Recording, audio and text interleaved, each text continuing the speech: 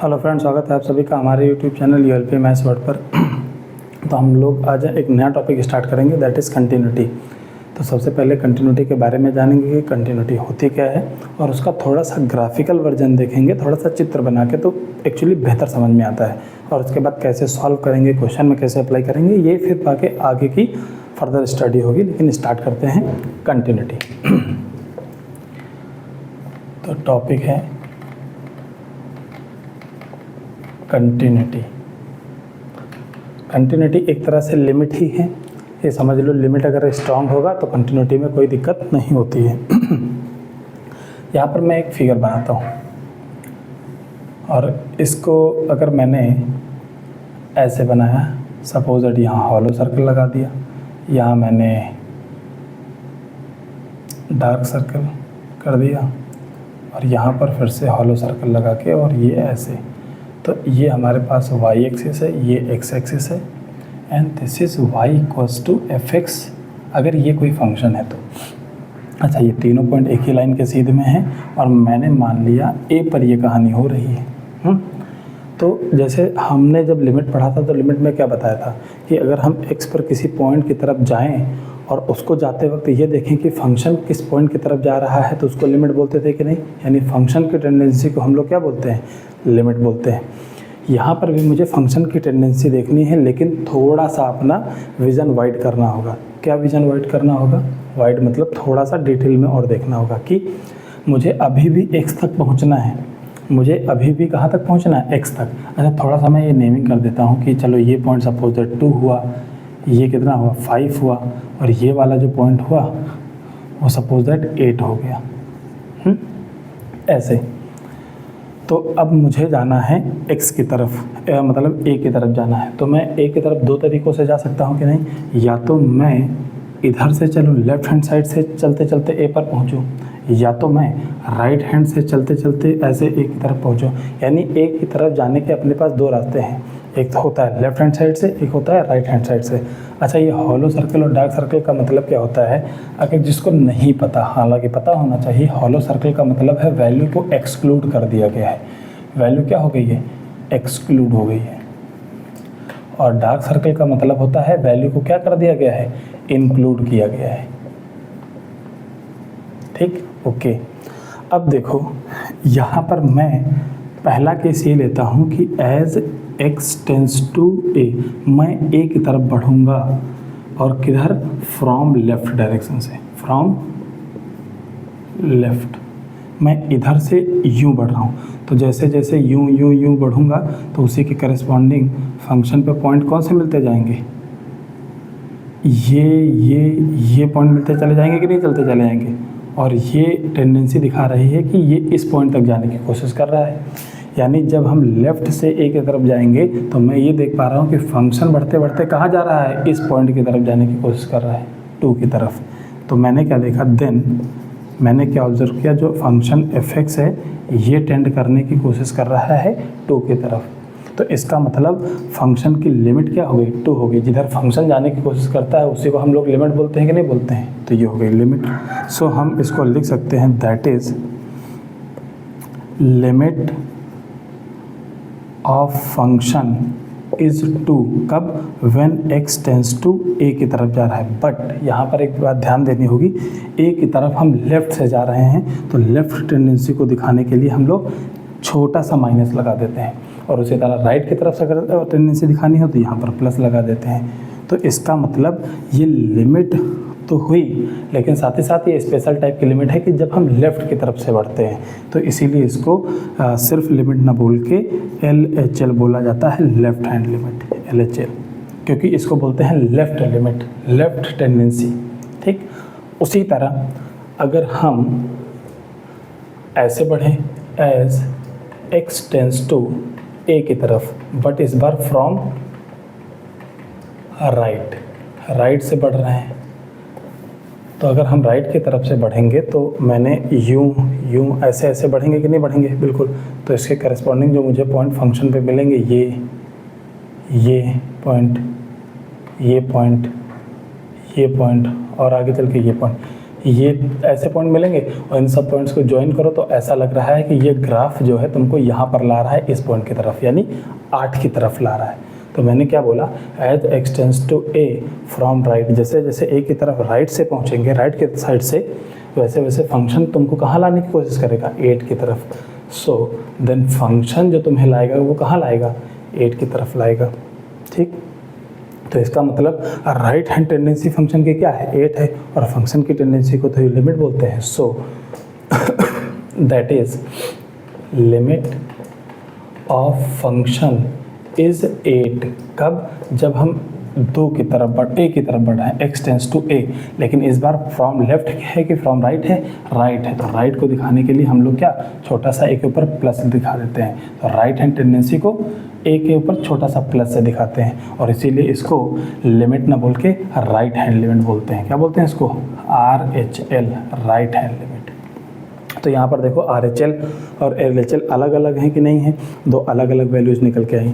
हाँ, हमने जो लिमिट में फंक्शन सीखा, किसी की लिमिट निकालते थे तो उसमें क्या LHL और RHL सेम आता था, इसलिए हम सिर्फ लिमिट कह देते थे। समझ में आया कि नहीं आया? लेकिन कंटिन्यूटी में थोड़ा सा देखना पड़ा कि LHL क्या होगा, RHL क्या होगा। लिमिट में जितने क्वेश्चन कराए हमने, या जिसकी तुम लिमिट निकाल पाते हो, उसमें LHL और RHL सेम होती है, तब कह पाते हो कि यार लिमिट किसी की 2 आई तो उसका LHL भी 2 आया रहा होगा और RHL भी 2 आया रहा होगा। ओके, अब ऐसा हुआ कि मैं लेफ़्ट से बढ़ रहा हूँ या राइट से बढ़ रहा हूँ, बढ़ते बढ़ते मैं एक्स पर पहुँच गया। मैं क्या थर्ड केस में क्या बोलूँ कि अब बढ़ नहीं रहे हैं, x tends to a, x tends to o, a हो नहीं रहा, टेंड नहीं कर रहे हैं एक की तरफ, मैं सीधे सीधे ए पर पहुँच गया, तो एक्स की वैल्यू ए के बराबर हो जाएगी। तो जाहिर सी बात है, जब एक्स की वैल्यू ए के बराबर हो जाएगी तो फंक्शन में एक्स के जगह में एफ ए रख दूंगा कि नहीं रख दूंगा, तो फंक्शन की value at a f a आ गई। इसको क्या बोलेंगे, फंक्शन की वैल्यू कब, at x equal to a पर, क्योंकि एक्स की जगह क्या रखा, ए रखा, तो फंक्शन एट ए। अच्छा, होगा का जब एग्जैक्टली हम ए पर पहुँचे तो मैंने यूँ देखा कि यूँ जब जा रहे थे तो 2 पर पहुँचाने की कोशिश कर रहा था, और यूँ जब जा रहे थे तो 8 पर पहुँचाने की कोशिश कर रहा है। लेकिन जब एग्जैक्टली पहुँचे तो हमने देखा कि ना तो 2 इंक्लूड है ना तो 8 इंक्लूड है, डार्क सर्कल वाला केवल इंक्लूड माना जाता है। यानी 8 और 2 की तरफ और 8 की तरफ ले तो जा रहा था, लेकिन पहुँचते पहुँचते क्या हो गया, एक्सक्लूड हो गया। तो असल में बची कौन वैल्यू, 5 बची, यानी ए पर पहुँचने पर सिर्फ हमें 5 दे रहा है। तो इसका मतलब ये क्या हो गया, इसको हम बोलेंगे value of function at x equals to a. तो यहाँ पर हम ऐसा देख पाए 3 चीज़ों की ज़रूरत पड़ती है कंटिन्यूटी में, एक लेफ्ट हैंड लिमिट की ज़रूरत पड़ती है, एक राइट हैंड लिमिट की ज़रूरत पड़ती है, और एक फंक्शन की वैल्यू एट दैट पॉइंट उसकी ज़रूरत पड़ती है। तो मैंने तीनों चीज़ों को यहाँ समझा दिया और हम यहाँ पर देख पा रहे हैं। अभी कंटिन्यूटी क्या होती है हम बाद में बताएंगे, लेकिन कहने का मतलब है हमने ये देखा यहाँ पर, सो हम ये देख पाए कि LHL और RHL ये आपस में इक्वल नहीं है, और साथ ही साथ फंक्शन की वैल्यू भी अनइक्वल है। तो ये तीनों चीज़ें अनइक्वल हैं। ओके, तो ये कैसा ग्राफ रहा। ठीक, अब मैं एक दूसरी सिचुएशन बताता हूँ।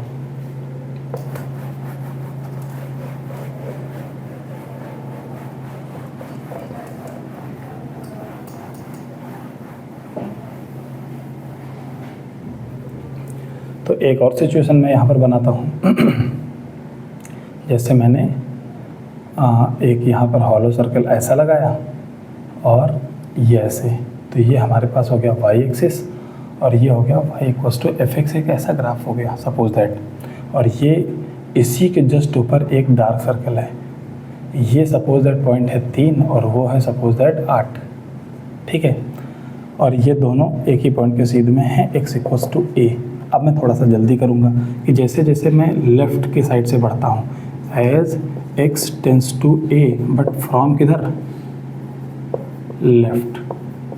अगर मैं फ्रॉम लेफ़्ट से बढ़ूँगा 1 2 3 ऐसे ऐसे करते करते, तो मैं क्या देखूँगा, ग्राफ क्या मिल रहा है, ग्राफ पे ये पॉइंट्स मिल रहे हैं, ऐसे ऐसे ऐसे ऐसे, और कहाँ पहुँचाने की, 3 की तरफ पहुँचाने की कोशिश कर रहा है। तो यानी फंक्शन किधर जाने की कोशिश कर रहा है, 3 की तरफ। सो मैं लिख सकता हूँ कि नहीं लिख सकता हूँ, that is limit of function is 3।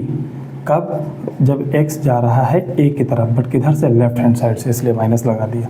तो ये क्या निकल के आ गई, LHL निकल के आ गई। LHL कितना आ गया, 3 आ गया ये।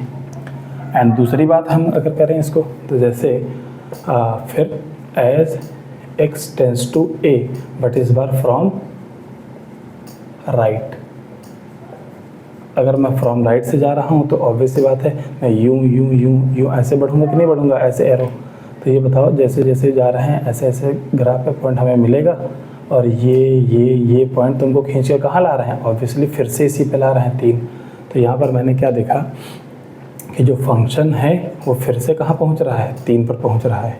ठीक है, तो मैं कह सकता हूँ कि राइट हैंड टेंडेंसी भी कितनी है, राइट हैंड टेंडेंसी भी 3 है। So that is limit of function equals to 3 कब, when x tends to a और वो भी राइट हैंड साइड से। तो यहाँ पर RHL भी कितना आया, 3 आया। तो यहाँ पर LHL इक्वल्स टू RHL हो गया। एंड नाउ जब हम पहुँच चुके हैं तो x बराबर क्या हो गया, a हो गया। तो फंक्शन पे मैंने क्या रखा, x की वैल्यू a रख दिया। ठीक है ना। तो जब एग्जैक्टली पहुंच गए तो हमने देखा कि दोनों साइड से 3 पर जा रहा था, लेकिन पहुंचते पहुंचते वैल्यू क्या हो गई, एक्सक्लूड हो गई। तो इंक्लूड कौन सी वैल्यू है, इंक्लूड है 8। तो फंक्शन की वैल्यू क्या आएगी, 8 आएगी। तो यहाँ हम देख पाए हेयर वी कैन सी कि LHL और RHL इस बार बराबर है। ठीक है ना, लेकिन फंक्शन की वैल्यू जो है उसके बराबर नहीं है। तो LHL RHL बराबर है और FA बराबर नहीं है। इसके पहले वाले में तीनों अनइक्वल थे। ठीक है, तो अब मैं तुमको यहाँ पर कंटिन्यूटी के बारे में बता देता हूँ कि कोई भी फंक्शन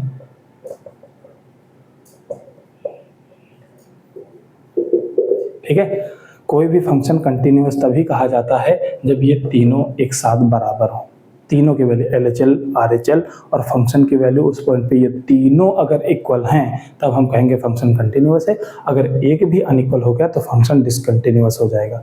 तो मैंने क्या बोला कि if function fx is continuous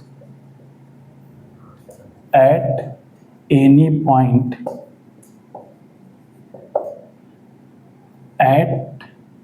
at any point x equals to a, अगर उसको कंटिन्यूअस है कोई फंक्शन a पर तो उसका मतलब पक्का है कि then LHL equals to RHL equals to FA, ये तीनों एक साथ बराबर होने चाहिए और यही है हमारी कंडीशन ऑफ कंटिन्यूटी।